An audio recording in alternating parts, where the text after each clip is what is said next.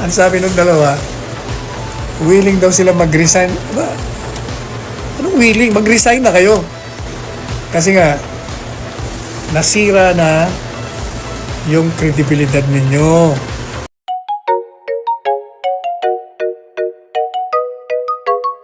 Galit na galit daw itong si Congressman with regards. Congressman with regards. Sabi ko sa iyo, walang S ang with regard.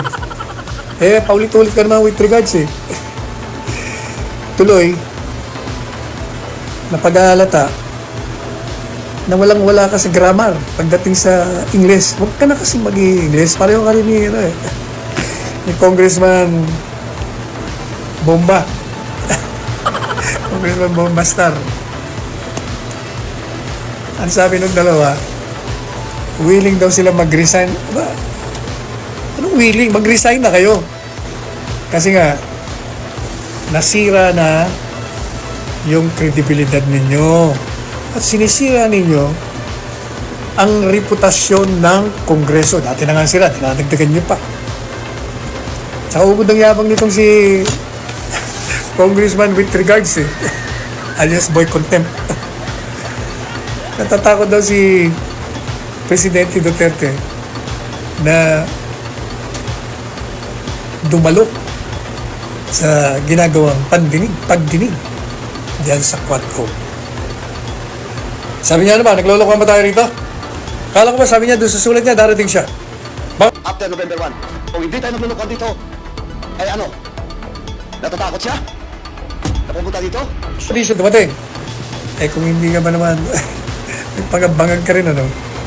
Yung letter sa inyo, ang sinabi niya, hindi maganda ang pakiramdam niya kasi nga, kababiyahe niya lang galing Maynila, papuntang Davao. Pangalawa, masyadong short notice. Gusto talagang umattend. Kaya, sinabi niya, hindi ako po pwede. Mabuti itong Senado, nung gumaganda ang pakiramdam niya, nagpadala agad ito ng imbitasyon. Tama-tama naman, maganda na ang kanyang pakiramdam, di, umattend siya.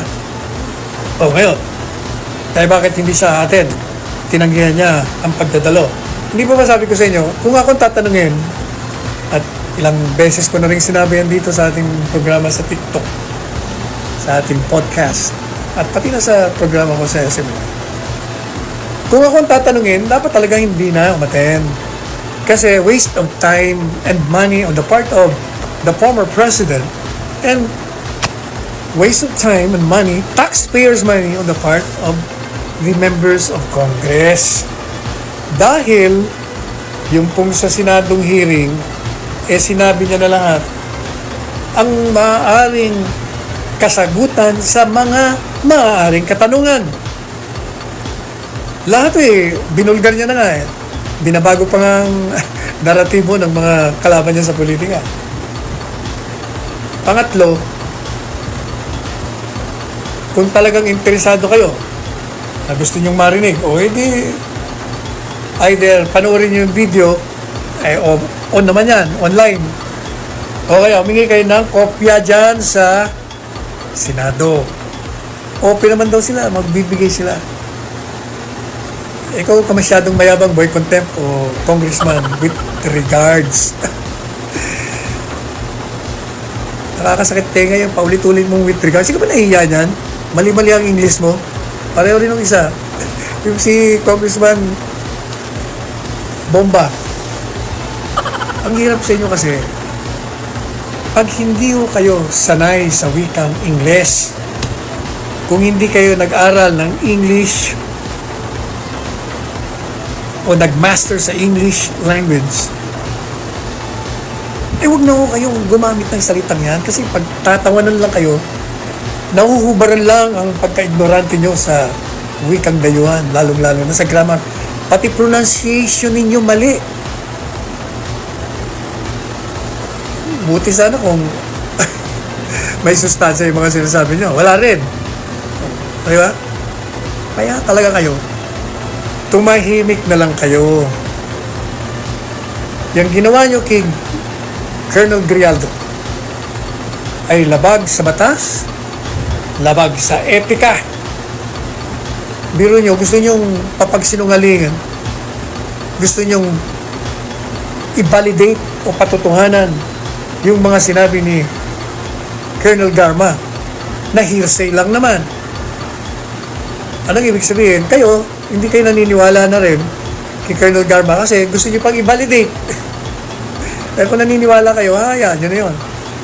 Eh siguro, nagkonsulta sa abogado, naku, mga congressman, yung mga sinabi ni Rita Garma, maliban sa hindi ka panipaniwala, pangalawa, wala pa siyang personal na kaalaman. Kaya nga sabi ni Presidente Duterte, nagsisinungaling yung gagang yan. Nagaga katuloy. Pero ako, alam niyo ang aking simpatiya nasa kanya. Dahil nung mga unang araw, talagang naninindigan siya eh. Pero nung kinulong na siya, nabago na. Natakot na. Kaya nung nagkaroon siya ng affidavit na binabasa, hindi niyo ba napansin? Iyak siya ng iyak sapagkat labag sa kalooban niya. Labag na labag sa kalooban niya. Ibig sabihin, pinakot siya. O, natakot siya. Kaya kinulong. Tapos, inaakusahan pa na siya ang nasa likod ng pagpatay. Nung tatlong Chinese lords